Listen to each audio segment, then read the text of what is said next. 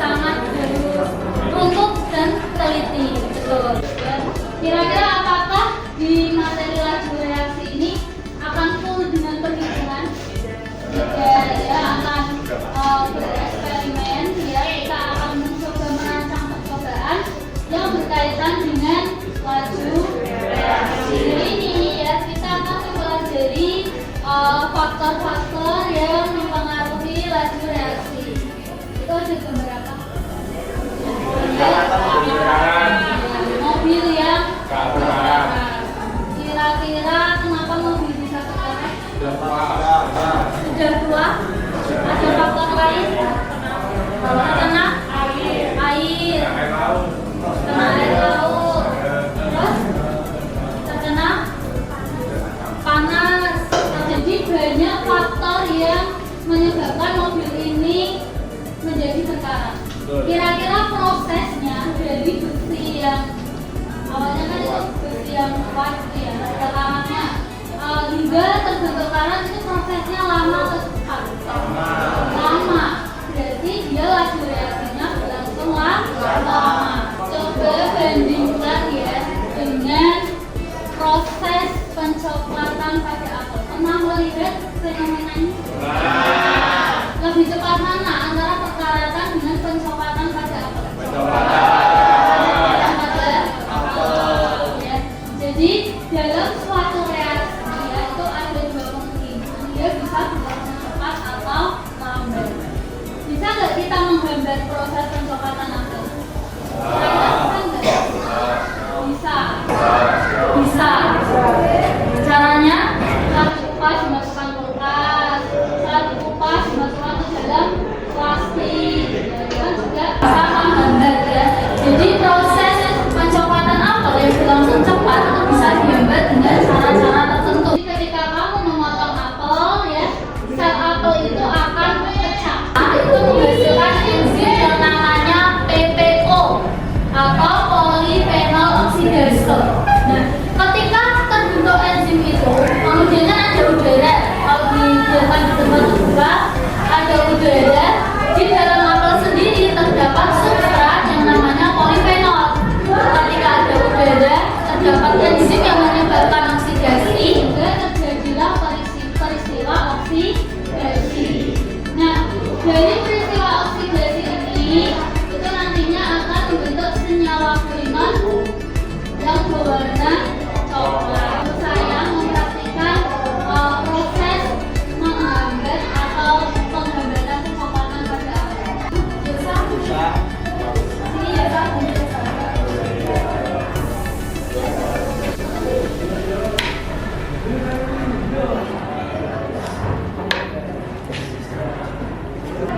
Nah, yang satu ini apel ya di dalam gelas.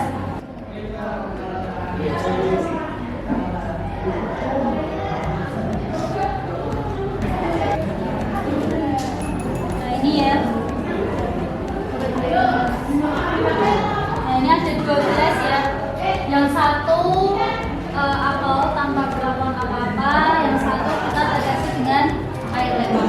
Kemudian kita tunggu. Ini belum bisa langsung kelihatan perbedaannya. Jadi pasti semua pakai sabun ya. Nah, apa saja komponen pada sabun? Pernah nggak iseng sebelum mandi mau buka sabun dilihat dulu komposisinya? Pikiran pernah ingin membuat sabun dengan aroma yang khas? Pengen nggak membuat sabun dengan aroma yang khas? Pengen? Nanti kalau udah jadi sabun, udah tahu formulanya, udah tahu komposisinya, kamu bisa mengubahnya buat apa juga.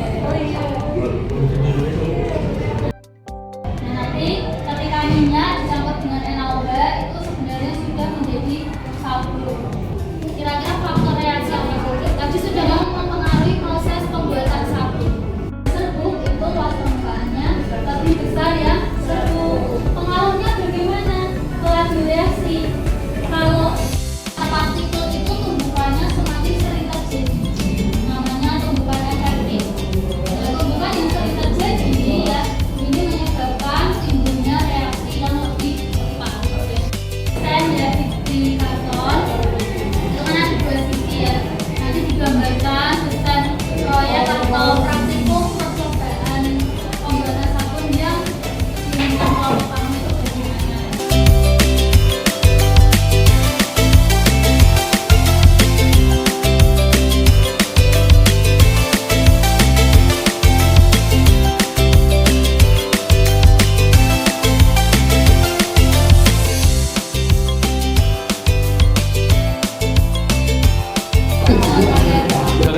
Oh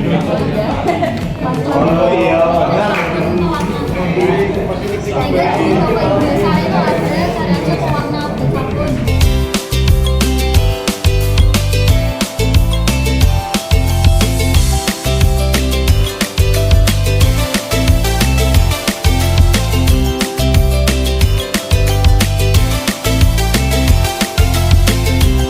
Namun dari secangnya itu direbus terlebih dahulu dan diambil airnya. Maka dari situ kami terdapat ide untuk mengkolaborasikan kayu secang kami dengan produk yang kami buat. Garam 6,5 gram, minyak kelapa 590 gram, air suling atau distilasi 195 gram, NaOH atau takaran pH-nya dan tidak boleh lebih dari 11 dari takaran pH karena jika terlalu asam atau terlalu asam bisa menyebabkan iritasi dari kulit. Lalu setelah kita mengukur dari NaOH-nya di sini kita menambahkan minyak kelapa, minyak kelapa. Di sini kita mengaduknya dan tunggu sampai keras. Sebelum mengeras di sini kita memindahkan dulu ke cetakan. Cetakannya bisa bervariasi, tapi di sini kita sudah menyediakan pertama adalah gula. Contohnya kotak atau bisa dibilang padat seperti yang sering kita temui. Di sini kita mengukur gramasi NaOH atau sedapi karena harus pas. Yang kedua ini sedikit air sulingnya yaitu 50 gram, dan NaOH-nya jadi 100 gram, yang minyak kelapanya jadi 50 gram. Memulai prantiknya di hari Kamis. Jadi masing-masing kelompok sudah saya konfirmasi terkait dengan alat dan bahan apa saja yang dibawa dari rumah ya. Sisanya itu tersedia di lab.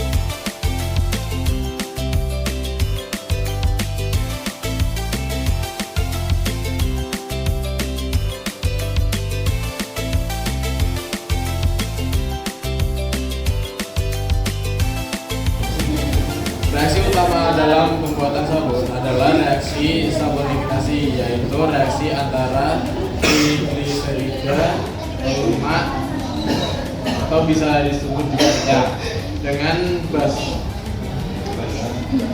basa kuat. Persamaan reaksinya trigliserida plus NaOH menjadi gliser. Surfaktan yang mampu membersihkan kotoran dari kotoran berminyak. Kita masuk pembahasan dari sabun yang kita buat. Bentuknya memang sudah menyerupai sabun asli, tekstur dan bentuknya sempurna. Tapi yang sangat disayangkan, bau dari sabun kopi kita kurang menyengat. Baunya kurang. Mungkin kita seharusnya menambahkan kopi Nescafe itu lebih banyak, mungkin sekitar 5-7 saset dan aromanya keluar. Atau kita juga bisa menambahkan aromaterapi yang berbau kopi. Saya mau tanya, Ya, kalau tadi kan Nescafe-nya 2 bungkus, baunya kayak gitu. Dan misal Nescafe-nya kalau ditambah jadi 3-4, nanti kira-kira bentuknya tetap kayak gitu nggak? Kalau menurut kalian? Dengan cairan yang sama tapi bubuknya kita tambahin, mungkin warna sama baunya akan lebih pekat, lebih terasa. Terima kasih. Waalaikumsalam warahmatullahi wabarakatuh.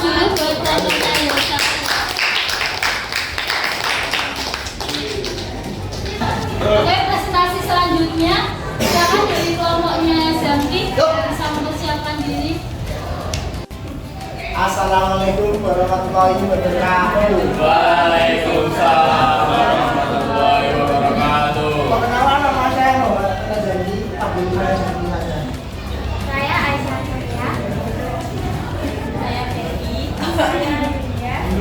Berdirinya kita di sini, kita akan menjelaskan materi kimia hasil reaksi pembuatan sabun aromaterapi.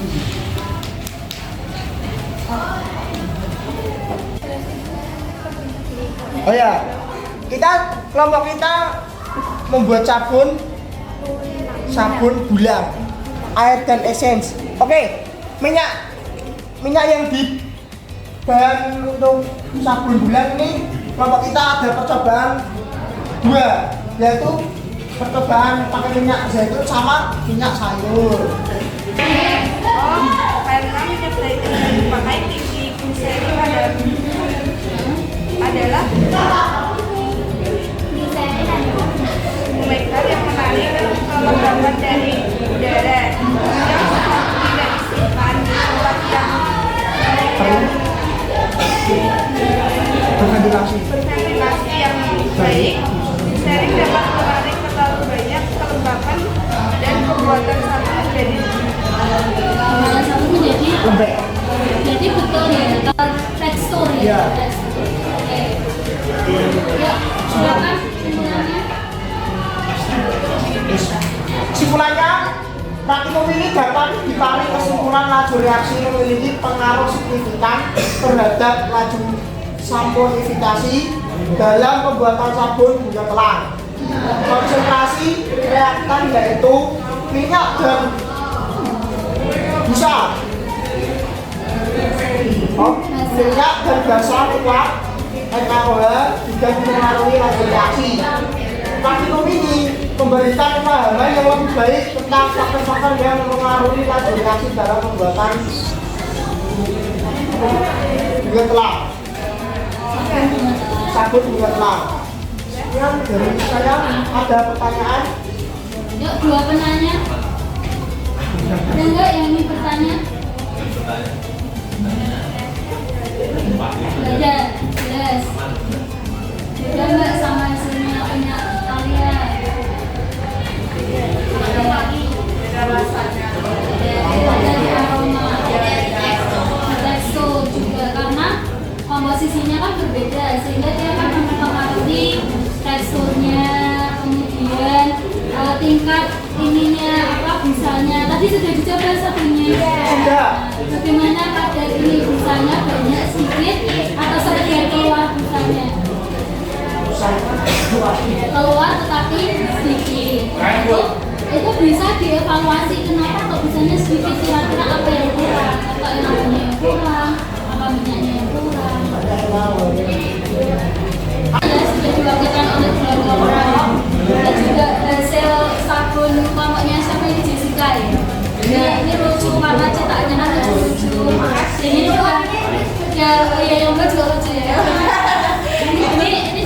sudah keras ya, sudah sabun ya, bisa dipakai ya. Jadi busanya nanti silakan dibandingkan sama sabun itu lebih mudah ya. Oke, dari pembelajaran pembuatan sabun ini ya, kira-kira ada yang ingin menyampaikan refleksinya atau pengalamannya selama membuat sabun? Satu-satu ya, silakan Naila, bagaimana pengalaman dalam membuat sabun ini? Saya kan pertama kali buat sabun, jadi menurut saya menarik, seru gitu kayak pertama kali percobaan. Biasanya saya pribadi kalau video itu kadang agak itu ya, agak membosankan atau kesel gitu. Tapi kalau kali ini karena ada praktek pembuatan sabun jadi seru. Ya. Ya, di kelas kemudian kita kaitkan dengan teori, itu ada manfaatnya nggak? Pasti ada manfaatnya. Contohnya seperti pembuatan sabun. Ternyata oh iya ada ilmu kimianya. Reaksinya adalah reaksi saponifikasi. Ya. Jadi besok kalau ingin memproduksi lebih banyak lagi itu bisa ya, sudah tahu caranya. Ada yang mau